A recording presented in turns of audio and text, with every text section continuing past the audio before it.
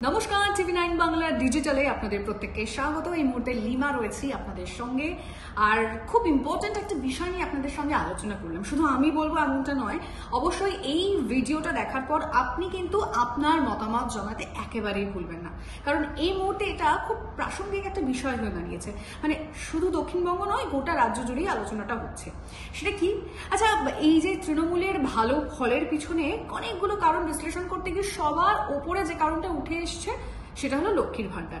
নিঃসন্দেহে, এটাতে কোনো সন্দেহ নেই, কোনো রাজনৈতিক দল সেটা অস্বীকার করছে না যে লক্ষ্মীর ভান্ডার তৃণমূল কংগ্রেসকে এই ভালো ফল মানে ডিভিডেন্ড দিয়েছে অনেকটাই বেশি। লক্ষ্মীর ভান্ডার তৃণমূলের ভালো ফলের পিছনে একটা অন্যতম বড় কারণ বলা যায়। বাদ বাকি আরো অবশ্যই প্রকল্প তো রয়েছে, কিন্তু এই যে লক্ষ্মীর ভান্ডার দক্ষিণবঙ্গে এতটা ভালো ফল দিল তৃণমূল কংগ্রেসকে, আচ্ছা সেখানে কেন বলুন তো দক্ষিণবঙ্গে কোথাও গিয়ে তার ফলটা পড়ছে না বা পড়লো না? এর কারণটা মানে কি সেটা জানতে গিয়ে আমাদের রিপোর্টাররা দক্ষিণবঙ্গের সমস্ত জেলায় মানে একটা জেলাকেও কিন্তু আমরা বাদ দিইনি, তারা গিয়ে সেখানকার যারা স্থানীয় মানুষজন রয়েছেন, অবশ্যই খুব ইম্পর্টেন্ট চা বলয়, যেখানে চারিদিকে সবুজ, সেখানে কেন সবুজ ঝড় উঠলো না সেটাও আমরা বোঝার চেষ্টা করেছিলাম। সেখানে যারা চা শ্রমিকরা রয়েছেন, মানে অবভিয়াসলি আমি মহিলা শ্রমিকদের কথাই বলছি, মানে রাস্তাঘাটে চলতি ফিরতি মানুষ যারা রয়েছেন, একদম সাধারণ মানুষ যারা রয়েছেন, সব শ্রেণীর মানুষদের সঙ্গে, মহিলাদের সঙ্গে আমাদের রিপোর্টাররা কথা বলে এবং তারা পরিষ্কার করে একটাই প্রশ্ন করে যে আপনারা কি লক্ষ্মীর ভান্ডার পাচ্ছেন? তারাও উত্তর দেন হ্যাঁ লক্ষ্মীর ভান্ডার পাচ্ছি, একদম সঠিক সময় অ্যাকাউন্টে টাকা ঢুকে যায়।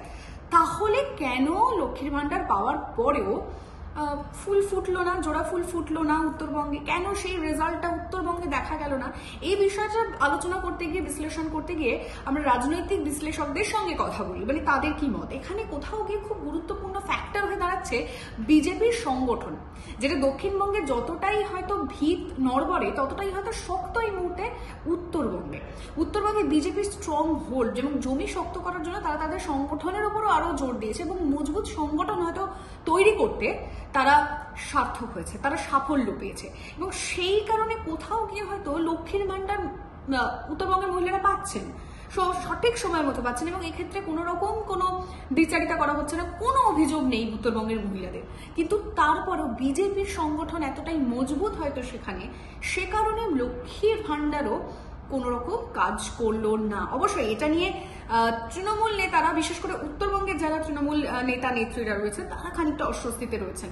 হ্যাঁ, আমরা তাদের সঙ্গেও কথা বলি, আমরা তাদের রিয়াকশন জানতে চাই, কারণ দেখুন শীর্ষ স্তরকে তো আলটিমেটলি তাদেরকে উত্তর দিতেই হবে যে রেজাল্টটা কেন খারাপ হলো, যে রেজাল্টটা কেন ফিরছে না, তৃণমূল কেন নিজেদের জায়গাটা ধরতে পারছে না, বারবার কেন উত্তরবঙ্গ বিজেপির দখলেই চলে যাচ্ছে, সে উত্তর তো দিতে হবে। অবশ্যই কি উত্তর দেন তারা বা এই বিশ্লেষণ করতে গিয়ে কোন কোন বিষয়গুলো উঠে আসে সেটা কিন্তু আমাদের নজরে থাকবে। তৃণমূল এখন উত্তরবঙ্গকে নিজেদের দখলে আনার চেষ্টা করতে কি কি পদক্ষেপ নেন সেটা কিন্তু সময়ের বিষয়। তবে আপাতত এইটা প্রমাণ হয়ে গেল যে লক্ষ্মী লাভ উত্তরবঙ্গে হলো না। সঙ্গে থাকুন টিভি9 বাংলার।